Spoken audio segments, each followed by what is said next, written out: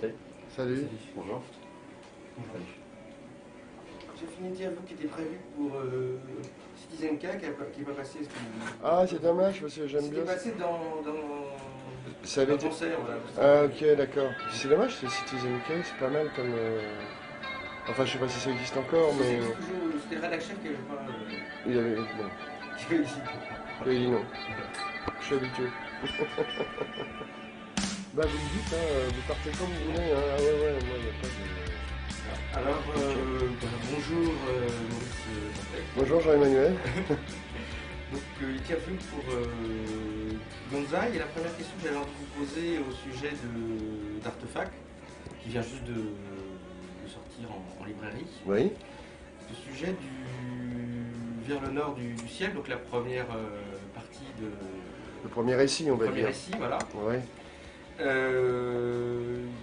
Ce qui m'a intéressé, c'est que la fin il y a une sorte de, on va dire, un coup de théâtre, un petit peu de twist Oui. final. Oui.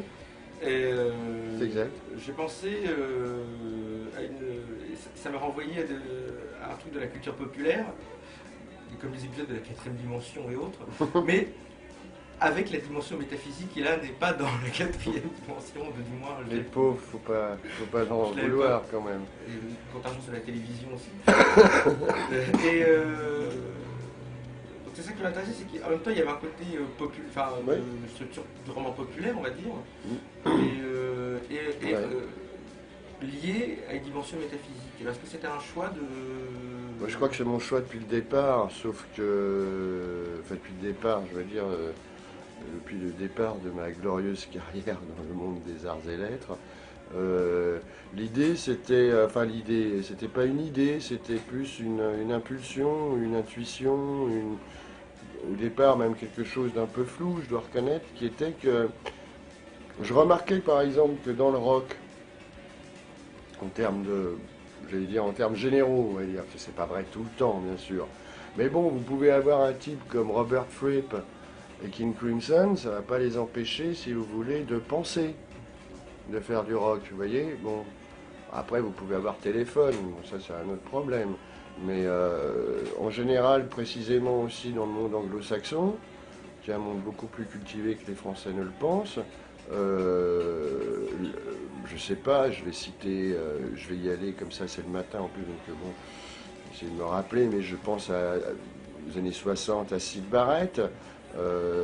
Même à certaines chansons des Stones de l'époque, où il y avait dans Sympathy for the Devil par exemple une dimension métaphysique qui est loin d'être négligeable. Si on fait un saut jusqu'à maintenant, moi il me semble que des groupes comme Nine Inch Nails par exemple, mais c'est un exemple, hein, quand on lit leurs textes, hein, je veux dire, et qu'on les met en relation avec la musique qui est produite. Moi, il me semble qu'on se trouve précisément sur une plaque tectonique, si vous voulez, sur un hybris entre la culture pop, entre guillemets, et puis, oui, des préoccupations métaphysiques. Et je me disais, tiens, c'est drôle, ces pauvres musiciens qu'on considère généralement comme des Mongoliens ayant à peine un QI de 40, eux, ils sont capables de faire ça, et dans la littérature, on serait soit, j'allais dire, du côté de la culture pop, qui en plus, dans ce cas-là, se met plus à ressembler à du Patrick Juvet ou du Pascal Obispo, à du King Crimson, par exemple, ou alors on est dans, on va dire, j'aime pas le mot, mais disons dans l'intellectualisme ou dans la recherche effrénée d'une certaine... en plus, la recherche d'une singularité, c'est le meilleur moyen de ne pas la trouver. Mais enfin bon, donc il y avait cette espèce de limite. Et moi, je trouve, qui fait de la musique, qui vient, on va dire, de cette culture pop aussi, etc., mais qui en même temps avait des lectures, Nietzsche ou Dostoïevski, enfin peu importe, je ne comprenais pas pourquoi en littérature ça semblait pas possible, sauf cas exceptionnel chez certains Américains ou anglo-saxons en général. Alors ici, au pays de Descartes, raison et foi, on veut dire, ça fait bien 6 siècles que ça a été suturé, là, enfin l'inverse, pardon, découpé à la tronçonneuse. Ce qui fait que je pense pas que ce roman soit très différent des autres à ce titre-là, hein. Simplement, peut-être que... Non, même pas. Disons qu'il y a peut-être... Ça dépend des récits. C'est-à-dire que les gens pensent toujours que je veux faire compliqué, mais non, c'est le récit qui impose ses règles, c'est pas l'auteur. Donc, Vers le nord du ciel, ça s'est imposé comme un récit euh, doté d'une certaine simplicité, d'une certaine fluidité. C'est aussi une histoire d'amour entre un père et une fille, si j'ose dire. Je vais pas tout dévoiler non plus, hein. Donc ça se configurait comme ça. Après, quand je passe au récit qui donne le titre au roman, si j'ose dire, à Artefact, là j'ai eu envie de faire quelque chose beaucoup plus, c'est vrai, on va dire plus pointu si vous voulez, parce que je voulais m'attaquer à la racine du problème de l'identité. Bon, ben, quand on commence à s'attaquer vraiment à la racine d'un problème, on commence à sortir des trucs qui sont pas toujours évidents, j'allais dire, à la lecture. Bon, mais quand on lit Borges aussi, c'est pas évident. Sinon, on lit oui, oui, hein, il n'y a pas de problème, on a le choix. Et après, quand j'ai décidé que la Trinité, parce qu'évidemment c'est un livre sur la Trinité, et chaque récit est un récit sur la Trinité, et il m'a bien fallu à un moment donné faire apparaître la figure du diable. C'est William Blake qui disait il n'est pas de poésie possible sans l'intervention du diable. C'est une phrase assez terrible d'ailleurs, mais terrible parce qu'elle est vraie. Je me suis dit, bon bah ok, je vais inverser la Trinité et je vais faire dans ce cas-là un récit sur le mal. Et là aussi, du coup, le style se met au service, si j'ose dire, mais de lui-même, hein, c'est pas volontaire, se met au service de cette histoire. Ce qui donne ça, au final. Et ce qui est intéressant aussi pour finir sur vers le nord du ciel, c'est que sans dévoiler le roman, on peut quand même dire que un des personnages principaux est pris pour un fou. Du moins à un moment du récit, sans dévoiler. Ouais, c'est l'idée, si tu veux, c'est le livre a été construit. J'aime pas ça, c'est un livre, ça se construit pas, mais c'est lui qui vous construit. Mais bon, peu importe. Disons, le livre a été écrit comme, disons, une multiplication. Là, il y en a trois de lignes de tension entre l'identité et l'altérité. C'est au départ, c'était la chose que j'avais envie de faire. Et c'est de là que, en lisant les célèbres patristiques qui énervent les inrecuptibles et tous les autres, saint Thomas d'Aquin, tous ces auteurs démodés, j'ai commencé à comprendre, précisément, c'est en lisant les auteurs du Moyen Âge que j'ai compris les problèmes de la modernité. Donc, entre autres, le rapport extrêmement complexe qu'il y a entre soi et l'autre, l'autre en soi, et qu'est-ce qui se passe quand, j'allais dire, ça se met en mouvement? Eh ben, apparaît une tierce figure à chaque fois. Alors, à chaque fois, elle va prendre une forme différente, mais à chaque fois, ça va être un artefact du récit. Alors, dans Vers le nord du ciel, j'allais dire, c'est quasiment... c'est presque le cogito ergo sum, c'est-à-dire, même, j'espère avoir réussi ça, j'espère que jusqu'à la fin, le lecteur ne sait pas si l'histoire qui lui a été contée, enfin, est vraie en tant que telle que racontée par le personnage, ou si c'est plutôt l'interprétation médicale qu'il faut privilégier. J'ai essayé de faire en sorte qu'on ne puisse pas savoir. Ça, c'était la première version, j'allais dire, du rapport entre l'identité et l'altérité. Après, dans l'artefact, ça se passe d'une manière différente. Et après encore, dans le monde de ce prince, selon une autre procédure, quoi. Mais c'était ça l'idée. L'idée, c'était que les trois personnages étaient des machines à écrire, comme je dis, ce sont des écrivains. Chacun d'une manière évidemment extrêmement différente, sinon c'est pas intéressant, hein. Surtout les histoires d'écrivains, c'est franchement pas intéressant. Pour que le livre soit, comment dire, euh, là-dessus, je suis un peu maniaque, hein, je reconnais, c'est-à-dire que quand j'ai une idée en tête, pour me la faire moi-même enlever, il faudrait que j'y aille au burin ou à la tronçonneuse. C'est-à-dire que vu que je faisais un livre sur la Trinité, que je suis catholique, comme tu le sais, donc pour moi, l'homme a été créé à l'image de Dieu. S'il a été créé à l'image de Dieu, il a été créé à l'image de la Trinité. Ah, donc ça voudrait dire que l'homme est trinitaire, qu'il y a quelque chose de la Trinité en lui, des trois personnes. Alors, ça a commencé à me poser de sérieux problèmes. J'ai été justement me replonger dans ces auteurs démodés du XIVe siècle qui m'ont apporté la réponse. Pareil, si tu veux, le fait que le livre soit en trois parties, mais qu'en même temps, comment dire, chaque récit est lié aux autres récits, mais pourtant il n'est pas ni la suite, il n'y a pas de personnages qui se retrouvent de récit en récit, les thématiques abordées en fait sont différentes. C'est le lecteur qui fait C'est ça l'idée. Correspondances. Exactement. Et pourquoi, pourquoi votre fille est muette, comme disait Molière excusez. Parce que, là aussi, dans la théologie chrétienne, la nature humano-divine du Christ est, j'allais dire, instituée, enfin, est comprise comme étant à la fois unie et disjointe. Et c'est ça qui m'intéressait, c'était de montrer que dans un homme, il y a à la fois unité et disjonction. Deleuze aurait appelé ça une synthèse disjonctive, j'imagine. D'ailleurs, il avait lu Duns Scott, je pense qu'il savait de quoi il parlait. Et tout ça m'a donné les ingrédients, comme d'habitude, ouais, les éléments de base pour que le roman soit comme une sorte de tri-roman. C'est pas un recueil de novellas, c'est pas un roman en trois parties, c'est quelque chose qui, j'allais dire pour le moment, peut-être n'a pas encore été fait. C'est un tri-roman, je sais pas comment l'appeler, quoi. Je sais pas ce que c'est. Est-ce que c'est peut-être une façon d'expliquer la Trinité pour pour les nuls, mais La Trinité pour les nuls. Il faudrait d'ailleurs qu'il le fasse. Il y aurait du public. non, mais pour tout du moins.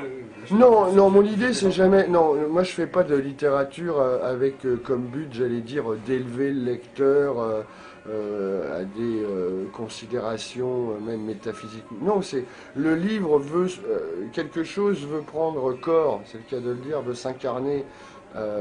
Quelque chose veut être dit et il parle par votre bouche, c'est tout. Je dis ça depuis des années, personne ne veut me croire, mais bon. Enfin, pour moi, un écrivain qui oui, bien sûr, au départ, il y a peut-être une envie, quelque chose qui va vous diriger, on va dire, vers un endroit là, du monde ou de vous-même. Mais après, j'allais dire que cette base préliminaire a été posée. Faut que vous laissiez faire le livre. C'est lui qui va vous guider, c'est évident, puisque vous êtes qu'un instrument quand même dans l'écriture du bouquin. Sinon, bon, bah, vous faites un storyboard, puis vous remplissez les cases, quoi. Donc Johnny rencontre Marie, il met une paire de claques, il la tue par accident, enfin je sais pas, vous voyez. Et il y a dans Artefact, il y a l'idée de le verbe crée la vie, et c'est aussi ça fait penser aussi à la Kabbale. Est-ce qu'il y a une... Bah, j'allais dire, le verbe créant la vie, c'est... j'allais dire, c'est oui, les prémices de base, enfin, de base, c'est redondant, pardon, mais c'est les prémices de tout le judéo-christianisme, hein, et du christianisme en particulier, avec, j'allais dire, l'intervention, c'est le moins qu'on puisse dire, l'intervention constante dans la vie des hommes du logos, de Dieu comme verbe, quoi. C'est ce qui fait la singularité du christianisme à jamais, à mon avis. Et Dieu, donc il y a aussi le diable, sans déplorer le oui. nom de ce prince, et avec une grande cruauté d'ailleurs de ce diable-là. Et Bah, un diable qui serait pas cruel, là aussi, si vous voulez. Ça me fait toujours marrer les auteurs qui disent tiens, je vais faire un récit diabolique, puis vous lisez le truc, vous dites bon, bah, il aurait pu être barman, là, votre, votre démon. Enfin, non, en plus, pour moi, la figure diabolique, c'est précisément, enfin, je veux dire, la figure antéchristique au sens fondamental du terme. Euh, c'est aussi, par exemple, entre autres aussi dans le monde de ce prince, je pense avoir, j'allais dire, bien appuyé là où ça fait mal à ce niveau-là, c'est le monde de la technique. De la technique maîtresse, pardon. Euh, donc, évidemment, si vous voulez, là, j'ai pas hésité, je suis pas vraiment pudique, mais j'essaye de pas être complaisant. Mais là, j'ai été confronté à un problème qui était que le diable est complaisant. Donc comment, particulièrement en plus. Donc ça a été un grand problème que j'allais dire que d'aller, osons le dire, dans une certaine forme, vers une certaine forme, ou à travers une certaine forme de sadisme, mais de sadisme froid, comme dit Heine, le diable est froid.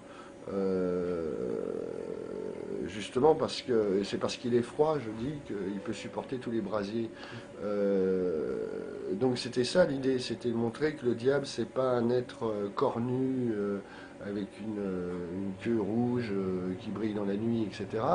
Mais que c'est plutôt, d'une certaine manière, l'être normal dans son excellence, même si ça peut paraître contradictoire.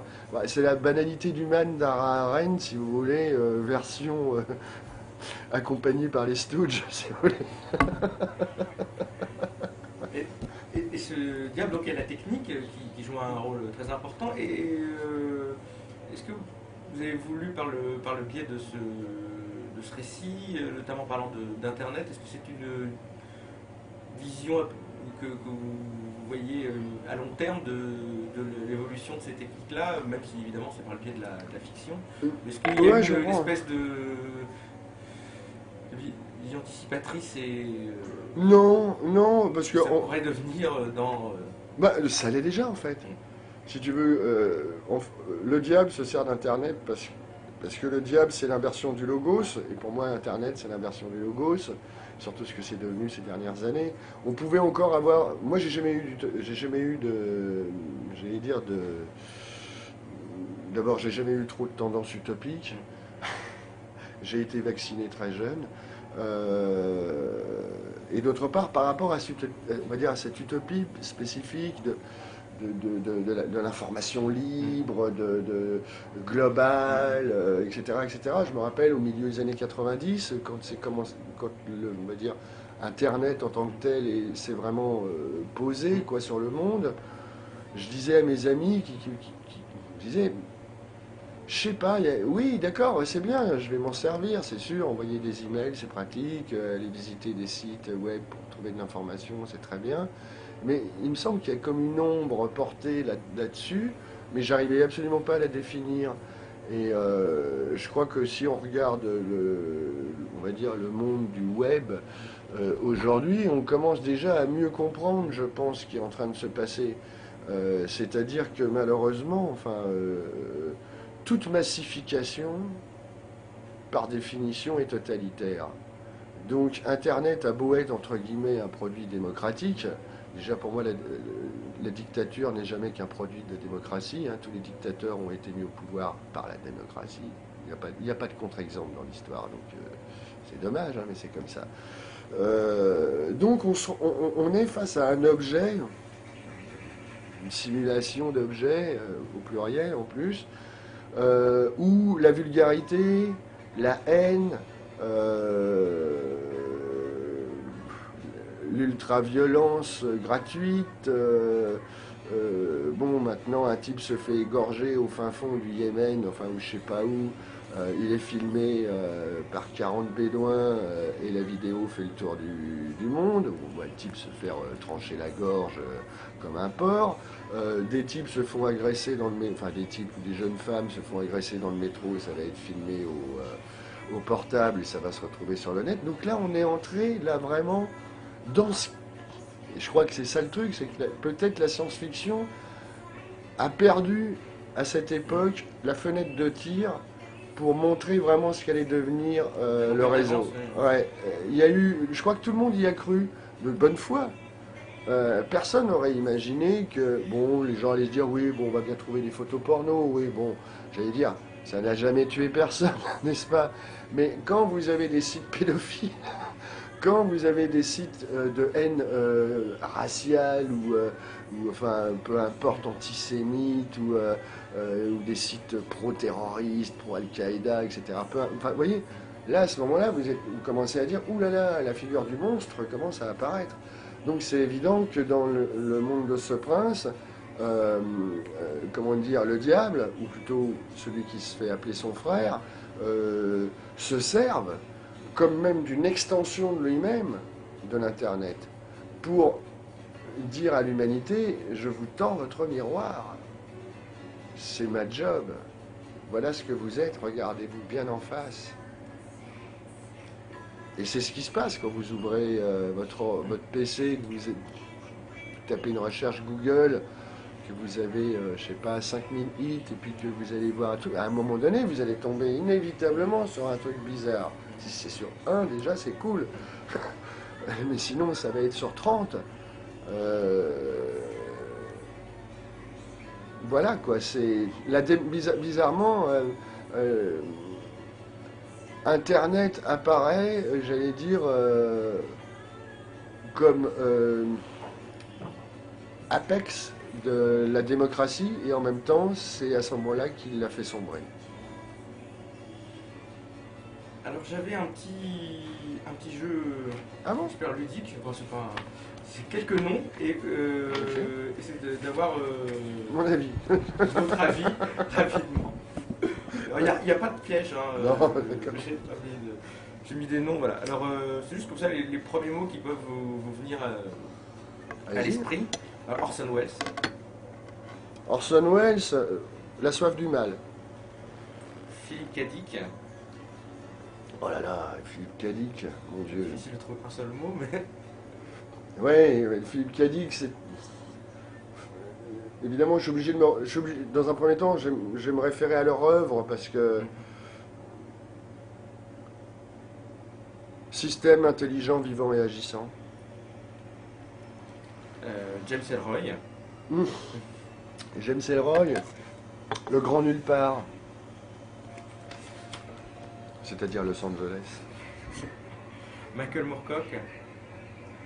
Ah, Moorcock, ça a été un mes amours d'enfance, j'allais dire, en termes de littérature. Je dirais justement, voilà, exemple typique de ce dont on parlait au départ, on va dire, de crossover entre des préoccupations métaphysiques et la culture pop. Moorcock, c'est lui qui m'a, même plus que Burroughs d'une certaine manière, qui m'a montré que oui, c'était possible. Alors je dirais Jerry Cornelius, évidemment, mais pratiquement toute son œuvre est axée là-dessus. Vous lisez La Défense Glogauer, par exemple, je ne sais pas si vous avez lu ce roman-là. Voilà, quoi, c'est l'histoire du XXe siècle racontée par Michael Moorcock, quoi, vous pouvez imaginer. On continue avec Ballard. Beauté. Léon Blois. Beauté et... Comment je pourrais appeler... Enfin, excusez-moi, je trouve pas le mot à ce moment-là.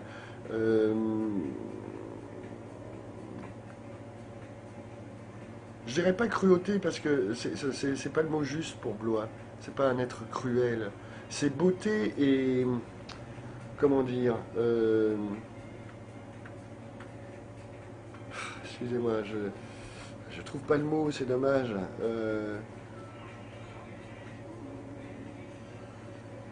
Cette chose qui fait que beauté et foi. Le golem. Le golem, l'écrivain. Et puis Nancy Sinatra, Nancy Sinatra? dernier, Ah, dernier. Bang Bang. These boots are made for walking. And what did... Comment c'est déjà? Ouais, j'ai un trou de mémoire, c'est le matin, là. Je suis pas très bon à ce niveau-là. Mais oui, des jolies bottes qui vont écraser ton joli visage. Comme il est dit dans la chanson. Et est-ce que vous auriez un dernier commentaire sur Artefact, parce que c'est ça qui fait votre actualité pour le moment ou, Moi, les commentaires, c'est pas trop à moi de les faire. A priori, je peux ou essayer. du moins plutôt pour affiner ma question, plutôt de quelqu'un qui ne connaîtrait pas Maurice Dantec et Ouais. qui ne connaîtrait pas Artefact, et comment vous le décririez-vous Le livre, vous voulez dire? le livre, là, qu'est-ce que c'est que ce... Question pertinente, je dois dire. Comment je le décrirais? Moi, il me semble que l'écrivain n'est pas, est pas le mieux placé pour décrire, en plus, ce qu'il vient d'écrire il y a quelques mois, c'est le cas de le dire. Je lui dirais juste essaye. Très bien, bah, merci Maurice Dantec. Bah, c'est moi qui vous remercie. Et Artefact qui vient de sortir chez Albin Michel. Oui, Voilà. absolument.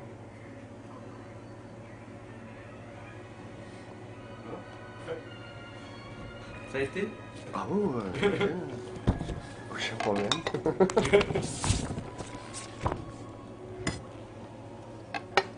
Alors, ce sera sur une capsule sur notre site, c'est ça? Sur le site Gonzai, oui. Ouais. Alors, Ouais, je ne vous connaissais pas, hein. Donc, Enfin, la avant demande de... oui, le site. Et, Oui, oui, le site. Pourquoi, il y a une revue? Non, non, non, il n'y a pas de revue.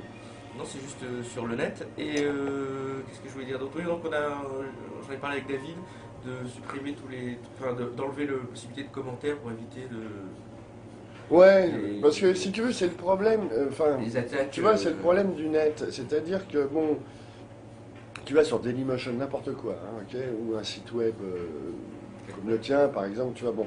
Alors, ok, tu vas voir le film, pas de problème, clac, tu double-cliques, tu vois le film. Puis alors, après, en dessous, tu as tous les blaireaux de service qui y vont. Tu sais, les mecs, ils ont tous fait l'école Louis Lumière, hein.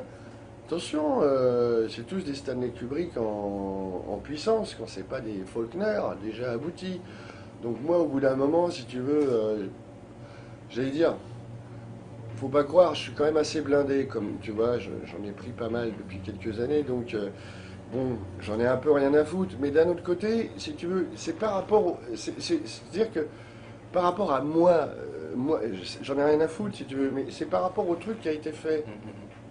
Si tu veux, tu vois, c'est-à-dire, il y a des gens bon, comme toi, vous êtes déplacés, vous avez fait une entrevue, moi aussi, enfin, on a fait une entrevue, lui, il a filmé, machin, etc., tu as posé des questions, donc il y a, on va dire, du travail qui a été fait, ok? Après, il y a tout l'encodage, machin, enfin, il y a tout le kit. Bon, après, ça arrive sur le net, et c'est ce que je te dis. Après, sur le net, le mec, il est derrière son clavier, bon, il a baisé Bobonne ou pas, on sait pas, tu vois, clac, clac, clac, il est pas très content, et je sais pas, l'OM a perdu ce soir, enfin, tu vois, bon, boum, il se défoule. Bon, moi, je suis un bon défouloir depuis quelques années, donc, non, mais c'est vrai, il faut le reconnaître, tu vois. Donc, les mecs, ils y vont, tu vois. Et au bout d'un moment, alors, je vais pas dire, enfin, on en discute avec David, donc on sait très bien qu'on peut pas demander à Dailymotion de supprimer, comme, tu vois, de supprimer le commentaire Dailymotion, vous envoyez péter, tu vois. Bon, c'est normal. Par contre, c'est vrai que, on va dire, sur des sites amis, enfin, tu vois, etc. On leur demande juste d'être un peu vigilant parce que des fois, honnêtement, quoi, moi le mec, je le croise, je lui mets tu vois, je lui dévisse la tête, quoi. Je lui dis, attends, Généralement, c'est anonyme, tu me en fait. parles comme ça à moi devant, mais vas-y, maintenant, tu vois.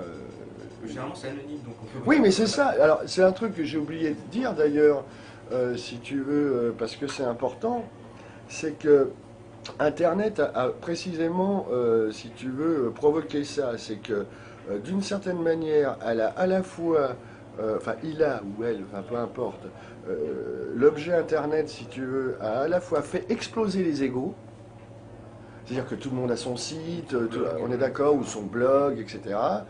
Moi, je, critique littéraire, hein, et en même temps, bizarrement, exactement dans le même mouvement, se construit j'allais dire, une stratégie concrète d'anonymat. C'est-à-dire que tu peux dire tout ce que tu veux, à qui tu veux, sans jamais prendre le moindre risque de t'exposer en tant que personne. En tant que personne, c'est intéressant ça. Et c'est précisément ce qui se passe aussi dans le monde de ce prince. Oui, il y a le côté voyeur, anonymat. Voilà, exactement. Et j'avais oublié de le dire tout à l'heure, mais tu m'y as fait penser, parce que pour moi, c'est typiquement le centre même peut-être de la problématique Internet. C'est-à-dire à la fois ce monde dans lequel les individus veulent tous passer à la Starac, on va dire, hein, quelle que soit la Starac d'ailleurs, hein, mais d'un autre côté, et en même temps, de manière contradictoire, ou j'allais dire d'une seconde à l'autre, on ne sait pas trop. Moi, je suis, enfin, Coca-Cola Kid, enfin, peu importe le pseudo que le mec se choisisse, et voilà quoi. Il peut dire ce qu'il veut, quoi, sale juif, ou voilà quoi. Là, quand on est face à un dédoublement précisément d'une technologie comme ça, moi, ça me fait poser inévitablement des questions sur la nature de la technique et son rapport avec, j'allais dire, la nature double ontologique de l'humanité. À partir du moment là où une technique est presque mais par elle-même, parce elle avance d'elle-même, quoi. C'est toujours comme ça. Et là, on est dans la technodémocratie, c'est-à-dire on est dans l'ultime versant, j'allais dire, de la démocratie comme terrain d'expérimentation des techniques. Et ben voilà, ça nous amène, à mon avis, à ce dédoublement où la part du diable prend de plus en plus, ouais, prend de plus en plus sa part, si j'ose dire, à la fois dans les individus et plutôt dans les non-individus qui sont en train de se créer justement via ça. Et aussi le fait de trier, enfin de trier les choses et des informations, etc. De hiérarchiser, de trier, et là, le rapport au temps, puisque tout est mélangé. Bah oui, Elvis Presley devient le contemporain de saint Thomas d'Aquin. Tout est à la fois simultané, donc ça veut dire qu'en même temps, bizarrement, quand tout est simultané, plus rien ne peut l'être non plus. Donc tout est désynchronisé aussi. De plus en plus, le monde ressemble à une sorte de puzzle qui tiendrait, mais on ne sait pas trop comment, parce que tout se met à se disloquer, et c'est peut-être par la dislocation qu'il trouve son sens. Bonjour le sens, hein, en attendant, mais enfin bon. Donc, si vous voulez, les cartes, c'est pas, moi je crois pas au choc des civilisations, par exemple. Je crois plutôt à des fissures. Je crois pas que les civilisations sont en train de s'entrechoquer. Je crois qu'elles sont en train de comment dirais-je, de s'écarteler, si vous voulez, les unes les autres. J'allais dire, le monde arabo-islamique ne vit pas en 2007. Il vit en l'an, excuse-moi, 612, moi 2007, j'ai un peu du mal là en calcul mental, voilà, de l'Hégire. Mais au sens réel du terme, c'est-à-dire qu'ils ne vivent pas en 2007. On est sur des planètes différentes. Alors, c'est vrai avec le monde islamique, parce qu'il se trouve qu'en plus, là, on va dire, le conflit géopolitique est à son comble, mais ça pourrait être avec les Chinois, qui ont aussi une autre manière d'envisager l'histoire. Et ça, c'est quelque chose qu'on n'a pas eu le temps de penser. Parce que ce qu'on appelle la mondialisation, qui ne veut pas dire grand-chose, mais enfin, l'unification du monde qui s'est produit, grosso modo, 19e, 20e siècle, nous avait plutôt habitués, et même les critiques de ça disaient, oulala, on va vers une homogénéisation, tout va se ressembler, bon, Huntington qui dit oulala, boum. Et moi, je vois pas ça, je vois des planètes je vois des mondes qui s'éloignent, et je vois des gouffres. Par contre, là, c'est autre chose, je vois des gouffres sans fond qui s'ouvrent entre ces civilisations. Alors là aussi, bizarrement, Internet joue le double rôle, si tu veux, je veux dire, de simulation, réussie d'ailleurs, de simulation d'un globe au moment même où le globe disparaît. Ah oui. C'est paradoxal. Ben, je crois que c'est malheureusement, enfin malheureusement ou pas, c'est peu importe, c'est le monde dans lequel on va vivre.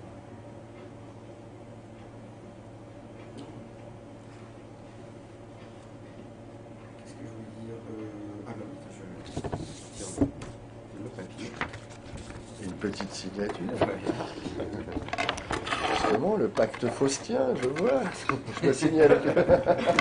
Tous les droits, je signer aurais avec tenté mon avec sang. ma partielle. 5% sur chaque roman. C'est ça. Par contre, je crois que j'ai pas de quoi écrire. L'anti-poignard. Ah oui, c'est ça. Hein. Bon, la lame Gillette, ça ira. Hein. Alors, dis-moi juste, je signe où ici là? Oui, c'est oui, ça j'ai mis là.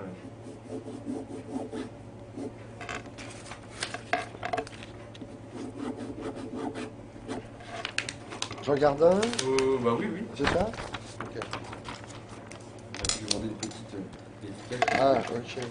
L'occasion se présente. Vous avez pris la dernière, ce que j'ai redit sur l'anonymat? Ah, c'est bien. Merci. Oui, parce que du coup, on rebondit et voilà. Non, mais bon, C'est intéressant d'ailleurs, il y a un des fondateurs d'Internet qui est contre ça et ouais, je sais. qui proposait de faire en sorte que chacun laisse une trace tout le temps et qu'on puisse remonter à l'origine de qui dit Ce quoi. qui est bizarre, si tu veux, c'est. Avec Wikipédia, normalement, on voit toutes les modifications. Oui, C'est incroyable. Wikipédia, ouais, c'est même drôle, Ah, quoi. c'est sublime. Ouais, J'ai vu un truc sur De Gaulle où ça n'arrêtait pas de se battre. Oui, voilà, les mecs, Mais c'est c'est ça. parce que tous croyaient être anonymes. Et c'est C'est drôle ça. de se réveiller un jour et faire mais non, trop tard. Hein. Et oui, avec, Enregistré, on vous a vu. avec le site qui Oui, surveille c'est ça. ça justement, qui dit ah ça vient de la CIA, ça vient du Vatican. Et Un, ça c'est assez drôle. un. Et je pense, je suis assez d'accord avec ça, que l'anonymat c'est vraiment le truc qui tue Internet. Et pour le sauver à un moment donné, il faudrait ça. L'anonymat est même, tu vois, par exemple, bizarrement, si tu veux, c'est vieux hippie, j'allais dire, plutôt, j'allais dire, tu vois, de gauche, bon, contre-culture américaine, c'est pas la même chose qu'ici quand même, mais tu vois, bon, généralement, gros fumeurs de joint quand ils étaient jeunes, etc., bon, qui ont inventé tous ces trucs-là. Bon, ils l'ont fait, eux, dans leur utopie contre-culturelle des années 60-70. Bon, on peut critiquer, si tu veux, les prédicaments, j'allais dire, rousseauistes à tout ça, mais enfin, quand même, ça partait d'un bon sentiment, quoi, tu vois. Et les mecs, soudainement, ils se rendent compte qu'ils sont face à une civilisation ultra cynique qui prend leur invention, si tu veux, leur machine, leur machin, pour... ben voilà quoi, pour de l'anonymat haineux ou pour... par exemple, il y a un autre gars, le type qui a inventé les systèmes peer-to-peer. Je me rappelle plus de son nom. Je l'ai vu en conférence à Montréal. Il est génial ce mec-là. Comment il s'appelle? Ah, merde, j'ai oublié son nom. Et c'était une conférence en anglais. Alors excuse-moi, tu me reviens pas comme ça, mais à un moment donné, il dit... comment il dit? Il dit freeware is not free beer. C'est-à-dire, faut arrêter là, ok? Et il dit, et en plus, il rajoute un truc un peu, j'allais dire, un peu typiquement conservateur, enfin, un peu conservateur américain, mais tu sens que justement, aux États-Unis, les liens, si tu veux, Kerouac, à une époque, était considéré aussi comme un conservateur. Enfin, tu vois, faut savoir ça. Et il dit, freedom is not for free. Donc arrêtez là, il dit, c'était pas ce que nous réellement on envisageait.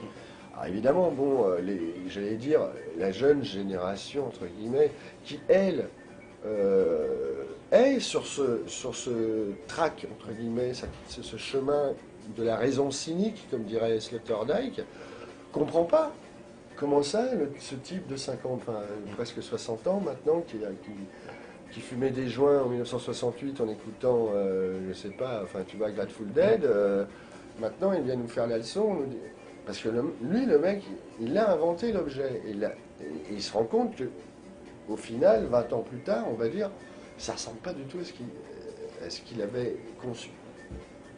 Et là, bon, bah, il se dit, oui. Parce qu'évidemment, ces types-là sont très conscients de la puissance, si tu veux, par exemple, d'un truc comme Google maintenant. Tu sais on dit maintenant, je vais te googler, enfin, tu vois, je veux dire, à la limite, j'aurais pu te googler avant que vous... tu vois, et l'inverse d'ailleurs, enfin, tu vois, donc... non, mais c'est devenu... Tu comprends à quel point, c'est-à-dire... non, mais c'est délirant. Parce qu'avant de se voir, se mettre les uns les deux, mais oui. au cœur, ensemble. Ah, tiens, ah, t'as fait ça? Ah, bah, dis donc, c'est bien. Non, mais tu vois, donc à la fois anonymat, mais en même temps, t'as l'anonymat, t'as la perte de l'identité. C'est-à-dire que ton identité à toi, elle est morte. Moi, demain, enfin, tout à l'heure, tu t'en vas, je tape ton nom sur Google, je vais avoir des infos.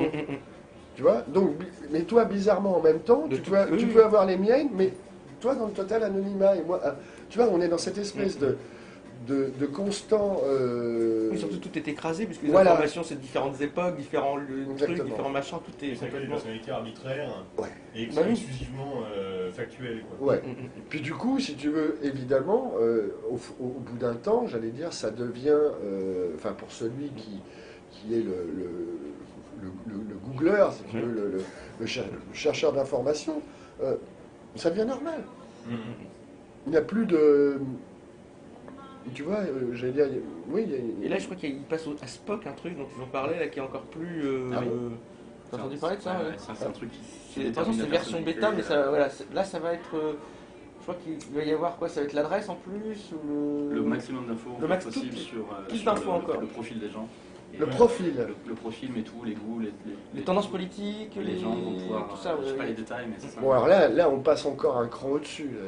Mais en fait, il y a un système de délation, enfin, où chacun peut apporter des en fait, c'est 1900, au lieu d'être 1984 avec un Big Brother, on est tous chacun devenu le Big Brother des autres.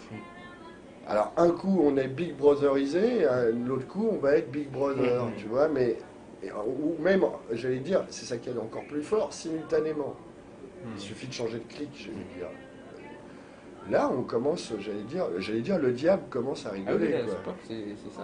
Ouais, ça c'est fort. Ouais. Parce que déjà, en fait, quand les gens s'inscrivent dans un site pour dire ce qu'ils aiment en musique, en même temps, ils s'inscrivent dans un truc pour retrouver leurs vieux copains de classe, dans un autre truc pour dire leur goût littéraire. Et là, ça, Spock, il récupère tout. Ouais, c'est ça. Et il cumule tous ces trucs-là, et en fait, ça crée une identité. Il fait une sorte d'algorithme, j'imagine, enfin, je sais pas quoi. Il chope tous les profils, et du coup, on obtient l'histoire des journaux où des gens regardent, se voient leur nécro dans le journal par erreur, comme ça. C'est un peu ce genre d'idée. Tu peux tomber sur le net, sur un article, sur ta personnalité. Un nécro déjà prévu. Oui, non, mais ta personnalité, te retrouver face à quelqu'un qui t'est complètement étranger, mais qui est censé être toi. C'est pas pour un bouquin, ça pose des questions incroyables. Ah oui, un bouquin, là, j'ai écrit, c'est un bouquin que fait un copain, il m'a demandé un coup de main. Ça s'appelle Les Destins brisés du rock, et donc j'ai écrit une 60aine de nécros, plein de rock.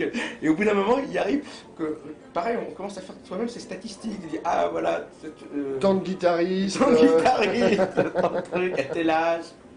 Donc voilà, nous-mêmes, on commence à fonctionner involontairement comme des machines Google. Oui, bien sûr.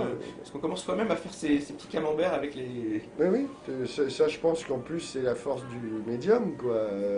C'est qu'il finit par imprimer son type de fonctionnement dans dans nos neurones, quoi. C'est évident.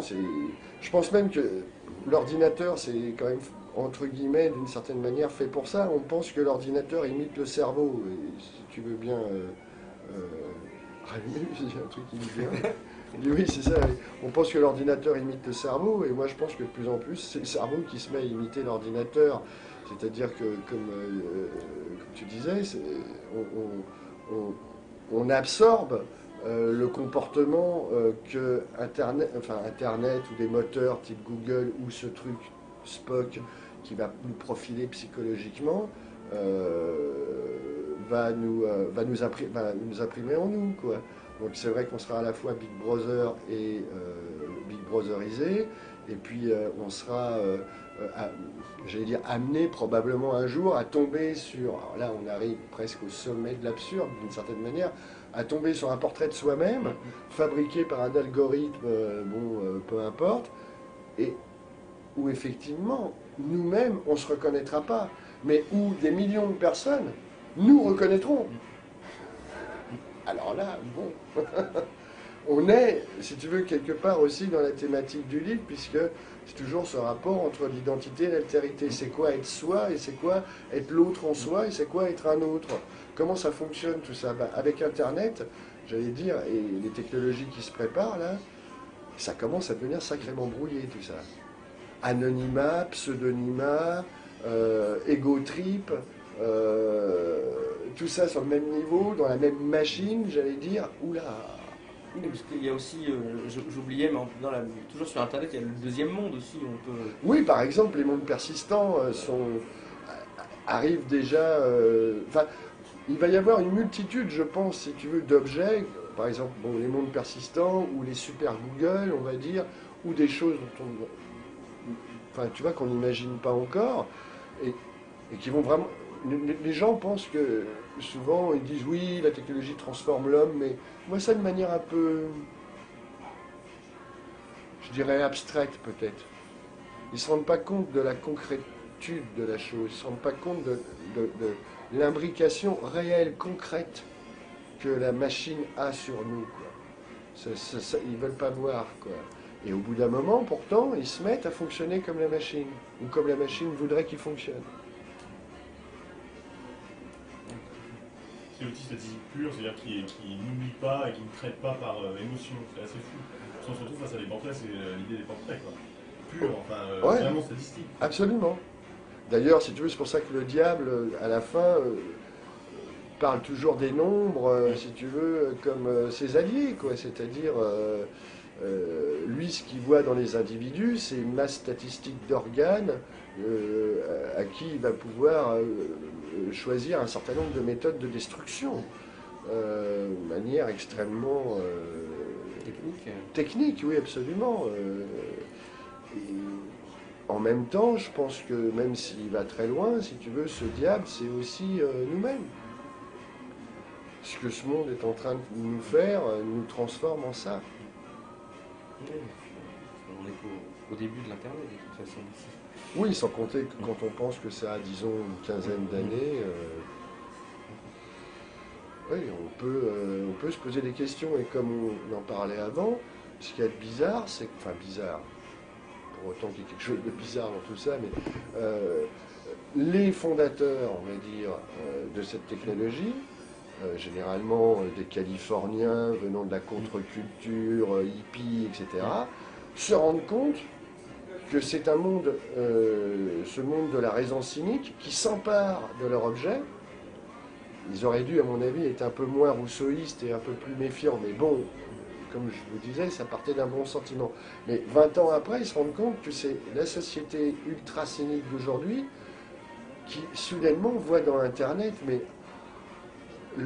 le truc, enfin, j'allais dire, le truc qui lui manquait depuis si longtemps, quoi, et qui s'en empare, et qui, évidemment, entre guillemets, détourne la technologie de, disons, du but, entre guillemets, humanitaire, l'information libre, etc., qu'avaient les fondateurs au départ. Comme je vous disais, j'ai vu un de ces fondateurs à Montréal, le type était très clair. Freeware is not free beer. Vous n'êtes pas au bar en train d'essayer de vous faire offrir une bière, là. Ok ? Et le problème, c'est que le message ne passe pas. Dans la jeune génération, on va dire... Ceux qui sont nés avec, hein, plus ou moins. Voilà, c'est ça, plus ou moins. Mais non, mais c'est normal. Ouais, bien sûr. Le rapport, par exemple, à la musique, parce que bon, pour les bouquins, c'est un peu différent. Ouais. On peut pas... Pour un moment, ouais. On peut pas encore télécharger Ouais. Artefact sur Internet, c'est un peu difficile. Harry Potter, mais... Ah oui, on peut télécharger Harry Potter. Ou avoir un résumé d'Harry Potter, peut-être. Non, on peut voir Harry Potter en entier. Ah oui, ah oui. Il faut photographier, marche pas. Ah, ils ont tout scanné. J'ai pas poussé le vice à chercher s'il n'existait pas par page. Mais pour la musique, voilà, ou pour le... Là, j'avais lu une interview d'un cinéaste qui disait, bon, peu importe, le type, il racontait, c'était fantastique, il disait, c'est horrible, parce que le film, en fait, il avait envoyé la bobine du film... Et elle a été interceptée, elle a été envoyée sur Internet, et le film n'était pas fini d'être monté, pas fini d'être... donc c'était que la version... ouais, bêta, on va dire. Voilà, la version brouillon. Et donc le film s'est retrouvé sur Internet, téléchargé, et après, en disant, en disant ah ben un tel, ouais, alors mais il est devenu nul, son dernier film est vraiment pourri. Ouais, non, mais c'est vrai qu'on peut en rire parce que. Non, mais il vaut mieux à la limite parce que c'est vrai qu'on va arriver. Et le pauvre gars, il se retrouve. On va arriver à une multitude comme ça d'effets qui à la limite peuvent être traités humoristiquement, mais qui en même temps, je veux dire, un type qui fait un film, qui met toute son énergie dans un film, enfin tu vois, en plus faire un film c'est quand même un gros truc quoi. Et qui soudainement se retrouve face à une situation comme ça, moi je peux comprendre qu'il soit un peu vénère. Bah oui, non, mais il était fou. Ça peut être, j'imagine, la même chose dans tout ce qui est téléchargeable aujourd'hui, c'est-à-dire la musique. Tu peux aussi avoir des gens qui sont en train de travailler en studio, ils n'ont pas fini leur mix. Pour une raison ou pour une autre, ils envoient une fuite. Il y a une fuite où ils envoient un MP3 à un ami, enfin ça se retrouve ailleurs. Boum. Ouais, c'est ça. C'est en même. On va avoir à la fois du vrai faux, du faux vrai, si tu veux. En même temps, quand on voit par exemple que si tu tapes, c'est mon ami David qui m'a dit ça, tu tapes 11 septembre sur Google, tu fais le recensement des hits que tu obtiens, on va dire que 9 sur 10 à peu près sont de l'ordre de la théorie de la conspiration, du type il n'y a pas eu d'avion, en fait c'est un moustique qui est entré par la porte du Pentagone avec un pétard, enfin tu vois, les trucs de Thierry Messant et compagnie. 1 sur 10 correspond, on va dire, à des analyses qui essayent d'être objectives. Le reste, c'est anonyme.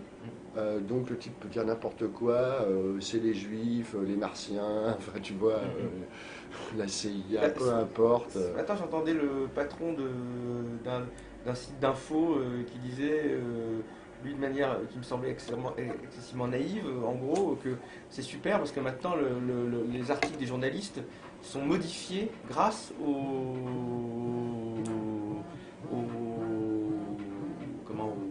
internautes. Donc en fait, comment ça modifier? C'est-à-dire qu'en fait, il disait qu'en gros, c'était fini de la structure pyramidale, et qu'on en était maintenant à l'horizontalité, et que donc l'article était envoyé, mais les internautes pouvaient le retravailler, comme à la Wikipédia, mais là, c'est un média, un peu comme quand on reçoit Le Monde ou un autre journal, et on va le modifier et le renvoyer pour que les autres le relisent. C'est là aussi, on rejoint les thématiques.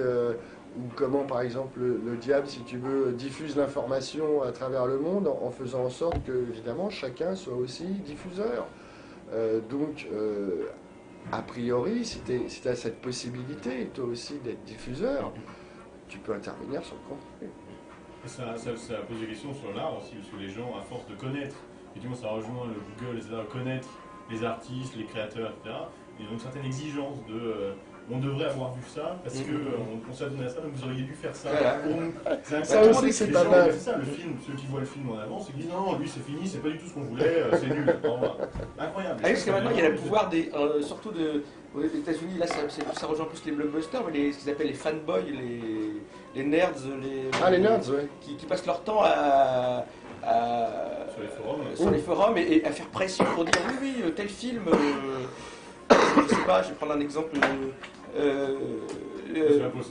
Seigneur des Anneaux, machin. Ah oui, non, mais on veut que la séquence dure tant de temps. Enfin, le type, il a une épée de Damoclès qu'en plus les studios disent attends, il y a 500 000 personnes qui veulent ça, donc tu vas faire ça. Ah oui, c'est ça. Ah oui, c'est exactement ça. Et c'est pour ça que d'une certaine manière, on voit aussi comment la démocratie se dissout dans elle-même. Si tu veux, là, on l'a d'une manière en plus, si tu veux, concrète, c'est-à-dire que c'est un objet, enfin des technologies, tu vois, des réseaux, mais c'est malgré tout concret au sens où on peut au moins en avoir une perception directe. Bon, la démocratie, c'est souvent un concept un peu abstrait, etc. Bon, là, elle est dans une boîte et on voit ce qu'elle fait, enfin ce qu'elle devient, quand soudainement elle arrive, j'allais dire, au bout de sa logique, à tout ça, toutes ces espèces de paradoxes, tu disais, mais qui sont des paradoxes démoniaques, en fait, si tu veux. C'est ça le truc. Bah oui, de fait. Bah oui.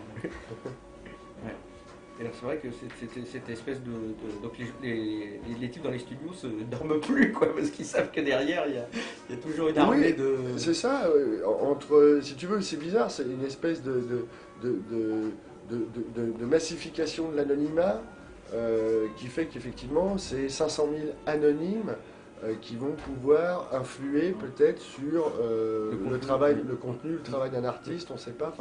Oui, effectivement. Et étonnamment, il y a ce que vous disiez, la massification sur Internet et pourtant un individualisme de plus voilà. en dehors, en contre-coup justement. Ouais. Parce que au lieu de globaliser ou ce qu'on voudrait pour de vrai, on massifie sur Internet et puis on se dit c'est bon, maintenant on peut rester bien individualiste en dehors, on a fait absolument, oui, c'est ça.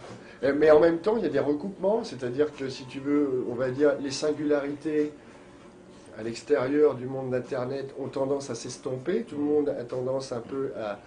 Et en même temps, c'est vrai que c'est l'ego trip maximum, et sur Internet, il y a cette massification, mais tu as aussi cet ego trip. Les deux mondes sont comme en miroir, si tu veux, mais peut-être invertis. C'est... Bizarrement, ouais, je pense que là, l'humain, tu vois, c'est pas la bombe atomique peut-être qui signifie la disparition de l'homme. Il y a aussi c'est l'homme lui-même dans son, au moment où il devient réticulaire comme ça, si tu veux, plus qu'un espèce de réseau numérique. C'est peut-être là vraiment que se situe sa disparition. Il y a aussi le manque du coup d'efforts intellectuels, de fainéantise mentale qui se met en place, parce que les gens vont avoir l'habitude pour voir un film, bah non, je vais regarder 3 minutes ou un truc sur ça YouTube, aussi. Voilà, et puis Bien ça sûr. suffit largement. Et puis un morceau de toute façon, parce qu'à une époque on allait chercher le disque, où il fallait le chercher, ou l'information. Ouais, c'est l'article qui m'avait dit, ce qui était pas mal, c'est quand on allait chercher l'information, un disque, un bouquin, ou quand on écrivait un bouquin, quand on faisait un disque, on allait chercher une autre information. Du coup, la recherche, le voyage pour trouver l'information, il fallait se déplacer pour être dans une bibliothèque, dans un truc. On rencontrait du coup des gens. C'est vrai. Du coup, ça faisait qu'il y avait une espèce de...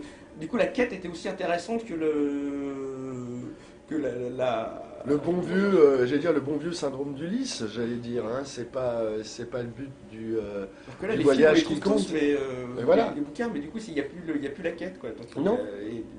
Non, parce que comme tu disais, ça va être maintenant, bon en plus c'est ultra rapide, hein, on est bien d'accord, ça va être accompagné de profils psychologiques, mais même peut-être, on peut imaginer, si tu veux, que les gens finissent par ne plus avoir besoin des œuvres elles-mêmes, mais de simplement avoir des rapports plus ou moins... fiches de lecture. Ouais, des espèces de fiches de lecture signalétiques sur, bon, à la fois l'auteur, sa biographie, des extraits de ses bouquins, et le type, j'allais dire, dans le monde d'aujourd'hui, il pourra toujours parler, et même par exemple de Dantec, si tu veux, sans avoir lu un seul livre, mais en ayant parcouru sur Google 4 ou 5 blogs, sites, machins, etc. Et ce sera complètement invisible, puisque tout le monde, j'allais dire, finira par adopter ce comportement. Donc, là, il y a déjà des bouquins qui sont écrits avec Wikipédia maintenant, donc quasiment les 50 meilleures chansons du siècle ou des machins comme ça. Il y en a pas, enfin je sais pas, je prends ça comme exemple, sûr. Mais à mon avis, j'en soupçonne pas mal de faire du copier-coller avec 2-3 sources, et puis voilà, quoi. Bien sûr. Ce qui fait qu'après tu te retrouves avec les... Oui, c'est les sous-produits, oui, bien sûr. Bien sûr. Ouais, ou les infos non recoupées. Non recoupées. Ah oui. Ça là, donc on est là. On est là, voilà, oui, ça va plus vite. Ouais, c'est ça, oui. Oui, on dit au revoir à tous les internautes et on rend non pas l'antenne mais la ligne. Allons-y, rendons-leur la ligne.